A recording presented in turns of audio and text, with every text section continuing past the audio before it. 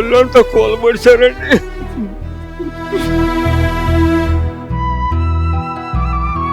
అనుమానం అంటే వస్తున్నారు పోతున్నారండి. అనుమానం రావటానికి అన్నయ్య తమ్ముడు అనుకుంటుంటే ఏం అనుమానం వచ్చిందండి దుర్మార్గులు.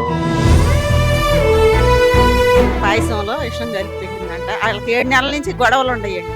వస్తుంది ఒక నెల ఏడుంటుంది, ఒక నెల ఆడుంటుంది. వీళ్ళలో కలిపి పాయసంలో పెట్టాను, ఉక్కు మూసాను, దిండేసానని చెప్పిందండి. ఆయన గుండెల మీద గుక్కుని గుద్దానని చూద్దాం. భర్తల ప్రాణాలకు రక్షణ కరువైంది. గత 2-3 సంవత్సరాలుగా అక్రమ సంబంధాలకు అలవాటు పడిన భార్యలు భర్తలను చంపుతున్న ఉదంతాలు ఎన్నో వెలుగు చూస్తూ ఉన్నాం. రీసెంట్గా దుగ్గిరాల మండలం చిలువూరు గ్రామంలో ఇదే ఉదంతం చోటు చేసుకుంది. తన భర్త చేస్తున్నటువంటి ఉల్లిపాయల వ్యాపారం నచ్చక అక్రమ సంబంధానికి అలవాటు పడినటువంటి భార్య లక్ష్మీ మాధురి భర్తను 20 నిద్ర మాత్రలు పొడిగా చేసి బిర్యానీలో మరియు పాయసంలో కలిపి చంపిన ఉదంతం ఇది. ప్రియుడు గోపితో కలిసి అర్ధరాత్రి 11:30 గంటలకు భర్తను చంపి గుండెపోటుగా చిత్రీకరించిన ఉదంతం ఇది. ప్రస్తుతం మనం మృతుడైనటువంటి లోకం శివనాగరాజు వాళ్ళ ఇంటి దగ్గర ఉన్నాం. అసలు ఏం జరిగిందనే విషయాలు వారి కుటుంబ సభ్యుల మాటలోనే తెలుసుకునే ప్రయత్నం చేద్దాం. లోకం శివనాగరాజు గారి తండ్రి గారు లోకం గాంధీ గారు ఇప్పుడు మనతో ఉన్నారు. వారిని అడిగి తెలుసుకుందాం అసలు ఏం జరిగిందనే విషయాలు. నమస్తే సార్, చెప్పండి అసలు ఏం జరిగింది? లోకం గాంధీ అని నా పేరు. నా అబ్బాయి లోకం శివనాగరాజు. అది తెల్లారుజామున మా మనవడు వచ్చాడు. 18వ తారీఖు తెల్లారుజామున 4ంటికి మా మనవడు వచ్చి మమ్మల్ని లేపాడు. తాతయ్య మా నాన్న అసలు కదలలేదు, మెదలలేదు, మాట్లాడతలేదు, ఏంటో తాతయ్య అని వచ్చాడు. వస్తే పరిగెత్తుకుంటూ వచ్చి చూస్తేమని మంచం మీద ఉన్నాడు, చనిపోయాడు, ప్రాణం లేదు. మనిషి బేగ తీసుకునేవాడు. ఆ విధంగా మరి అంత చుట్టూ అందరు పోగయ్యారు. నలుగురు పోగయ్యేటప్పుడు మరి ఇంట్లో ఉండకూడదని బయటికి తీసుకొచ్చామండి. బయటికి తీసి పడుకోబెట్టాం.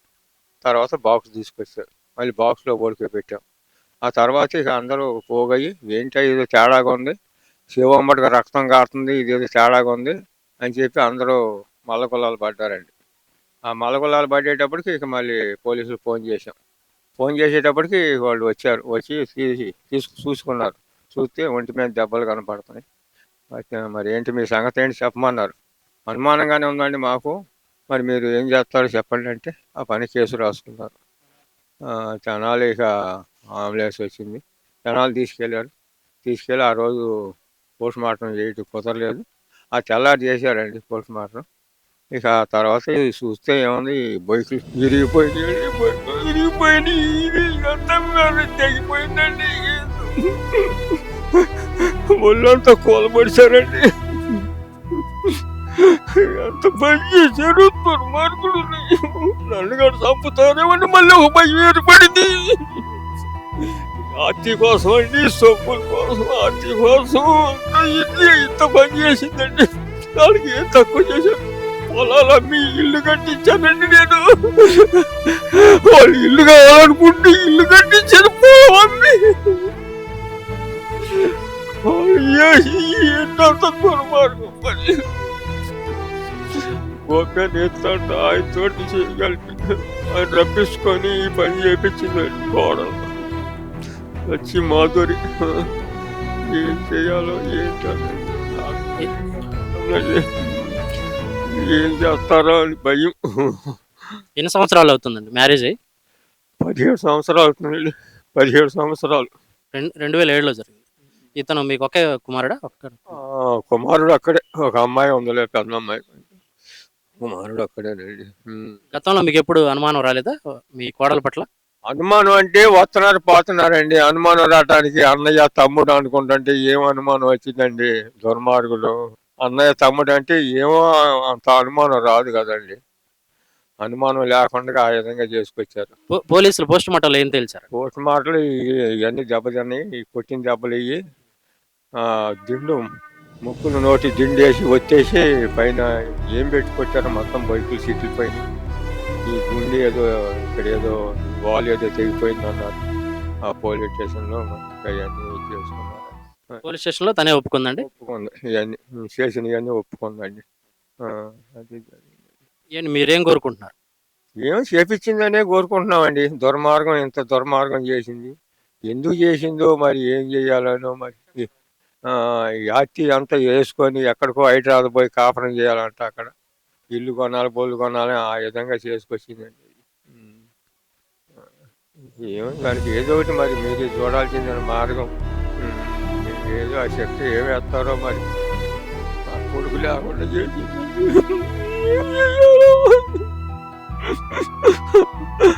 ఇంక ఏం చూసుకోవాలి నేను? ఈ ఇల్లు ఏం చేసుకోవాలండి? వాళ్ళ కోసమే కదండి కట్టించింది.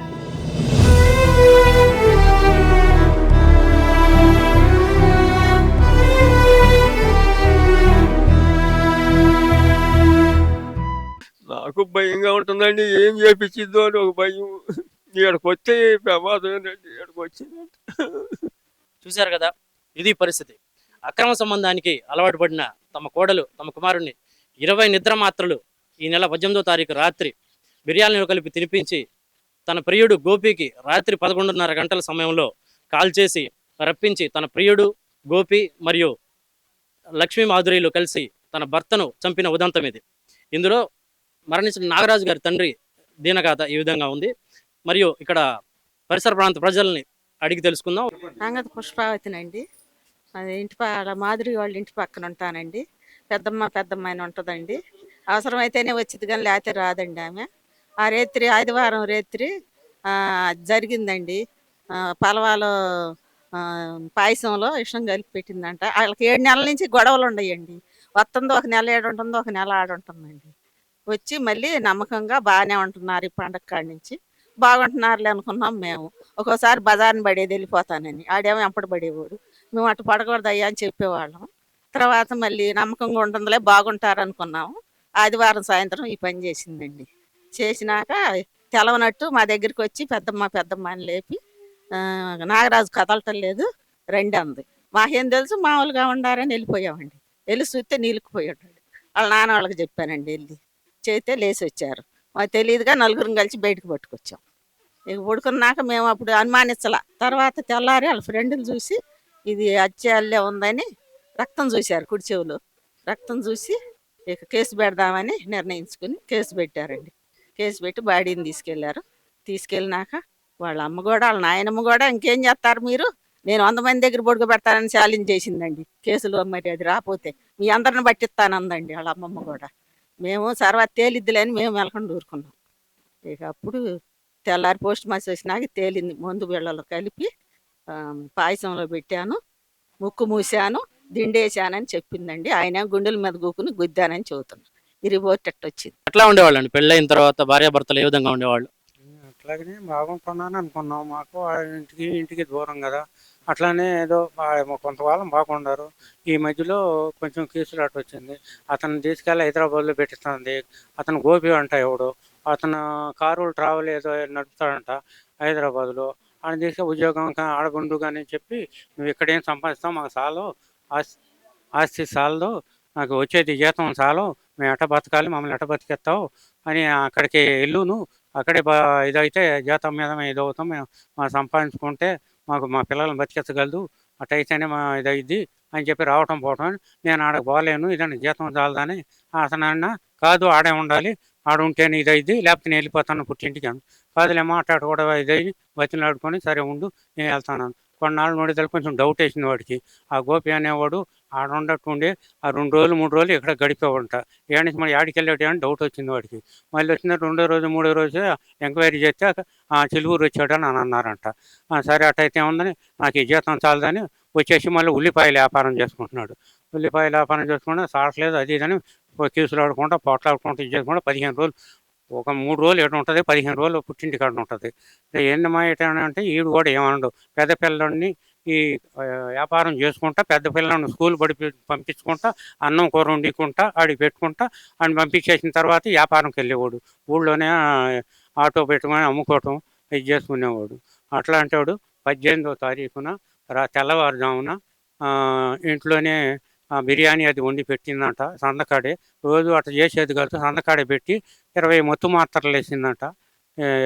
ఆ మాత్రలు వేసి బిర్యానీలు కలిపి పొడుము చేసేసి దాంట్లో పెట్టిందంట. అది సంగతి తర్వాత తెలిసింది. తెల్లవారుజామున ఏంది సంగతి మా అన్నయ్య గారి మనవడు వచ్చేసి తాతయ్య నాన్న డాడీ లేకపోవట్లేదు, మరి అటు ఇటు కదలట్లేదు అని అన్నాడు. అప్పుడు ఆవిడకి లేపి తల్లి పంపించిందంట. సరే పక్కింటికి వచ్చేసి మా చెల్లెలు అయితే పక్కమ్మట పుష్పావతి అని అంగత పుష్పావతి అని అమ్మాయిని అన్నయ్య నాగరాజు కదలట్లేదు అది ఇది అని చెప్పి ఈ అమ్మాయి వచ్చి చెప్పిందంట, పిన్ని ఇట్లా నాగరాజు కదలట్లేదు ఇది అవ్వట్లేదు, రండి ఒకరోజు చూద్దు కానీ అన్నారు. వచ్చి చూస్తేనే కదలట్లేదని అవి వచ్చేసి మా దగ్గరికి వచ్చింది. అన్నయ్య ఇట్లా నాగరాజు అసలు కదలట్లేదు, ఏదో హార్ట్ అటాక్ అని అంటుంది, అది అంటుంది ఇది అంటుంది ఆ అమ్మాయి, వచ్చి చూద్దాను అని అంటే వచ్చి చూతలకి బీగుసిపోయి ఉన్నాడు. ఒక కాలు కింద పెట్టి ఉంది, ఒక కాలు పైకి ఉంది. కానీ డ్రెస్ కూడా ఆ డ్రెస్సుకి ఏం లేదు, ఆ డ్రెస్ వేరే డ్రెస్ ఉంది. సరే అంత అనుమానం ఏముంటలేదు, మామూలు ఇదే హార్ట్ అటాక్ అంటుంది కదా అని చెప్పి చూసి నలుగురం పట్టుకొచ్చి బయట పడుకోబెట్టాం. బయట పడుకోబెట్టిన తర్వాత చూసి కాసేపు ఉన్న తర్వాత తెల్లవారిన తర్వాత మన బాక్సు తెచ్చారు. ఆ బాక్స్ తెచ్చి బాక్సులో నలుగురు కలిపి పట్టుకొని పైన పట్టుకోబెట్టాం. పట్టుకొట్టిన తర్వాత కాసేపు చూసిన తర్వాత ఆ క్లాస్మేట్ కుర్రాళ్ళు కానీ ఫ్రెండ్స్ అందరూ వచ్చారు. ఇంకా ఇతర వాళ్ళు అందరూ వచ్చారు. వచ్చి చూసేదానికి ఆ కుడి భాగాన ఆ చెవు పక్క అంపటకు అటు నుంచి బ్లడ్ వచ్చింది. ఎండిపోయి ఉంది, కొంత కారుతుంది. అప్పుడు ఏంటిది ఇదని చెప్పానని తల్లికి మా అన్నయ్యతో చెప్పేతల్లికి వాళ్ళు అన్నారు, ఏం చేద్దాం ఇది అన్నారు. ఏం చేద్దాం, ఎందుకు మెలకుండా ఊరుకుండా ఇస్తుందామని, ఎందుకు కానిద్దాం కార్యక్రమం అన్నాను. వద్దు చూద్దాం అంటే మా అన్నయ్యతో చెప్తే ఉంది ఇదేదో ఇది చేసినట్టే ఉంది ఆయన అన్నాడు. పోలీసులను పిలిపించి ఫోన్ చేస్తే పోలీసులు వచ్చారు. పోలీసులు చూడంగానే ఇటు పట్టుకుని ఇటు తిరిగేసరికి దెబ్బలు తగిలి ఉండేది. ఏంటి మరి తీసుకెళ్తాం, సరే తీసుకెళ్ళండి అన్నాను. ఎక్కడ తీసుకెళ్తా, పోస్ట్ మార్టంకి తెనాలి తీసుకెళ్ళండి అట్టయితే అని అన్నాను. ఒప్పుకొని చెప్పుకున్నాం. ఆ కేసు పెట్టిన దాని మీద వాళ్ళు తీసేసుకొని వెళ్ళారు అన్నమాట. తీసుకెళ్ళిన తర్వాత ఆ రోజు అక్కడ 3 గంటలు దాటింది ఆ పోస్ట్ మాస్టర్ చేయడానికి. ఈ రోజు కుదరదన్నారు. సరే తెల్లారి మరుసటి రోజు 11-20 నిమిషాలకి అక్కడ పోస్ట్ మాస్టర్ రెడీ చేశారు. డాక్టర్ వచ్చారు, పోస్ట్ మాస్టర్ చేశారు. చూసేతలకి దాంట్లో అప్పటికే సైట్ చేసుకొని ఇది అయింది. అందుట్లో ఇవన్నీ ఇరిగిపోయినాయి, అంతా తొక్కారంట. దాంట్లో ఈ ఎస్ఐ గారి దగ్గర ఒప్పుకుందంట పోలీసు. తీసుకెళ్ళి పట్టుకొని దుగ్గిరాల పోలీస్ స్టేషన్లో పెడితే మేము కొట్టాము, దిండు పెట్టి నొక్కాను, ఆయనేమో మోకాళ్ళతో గుండెల మీద తొక్కాడు, ఇటుకి రాయిపోతే ఇటు కొట్టాడు, ఇవన్నీ బాడీ అంతా దెబ్బతినిపోయింది అని ఆయనే చేశాడు, ఆయన వద్దన్నాడు నేను ఏదో చెప్పిందంట. సరే కంప్యూటర్ వచ్చేసిన తర్వాత దీని రిపోర్ట్ ప్రకారం మా అనుమానం ఏంటంటే ఇట్లా చేసి రవి అనే గోపి అనేవాడును వీళ్ళిద్దరు కలిసి చంపారు అనేది మా ఇది వచ్చేసింది ఆలోచన. అది వాళ్ళు చెప్పిన దాన్ని బట్టి. తన అక్రమ సంబంధానికి అడ్డుగా ఉన్నాడని భర్తని హత్య చేసిన ఉదంతం ఇది. మరో 10 నిమిషాలు ఎవరు గమనించకుండా ఉన్నట్లయితే అంత్యక్రియలు, దహన సంస్కారాలని పూర్తయ్యే పరిస్థితి.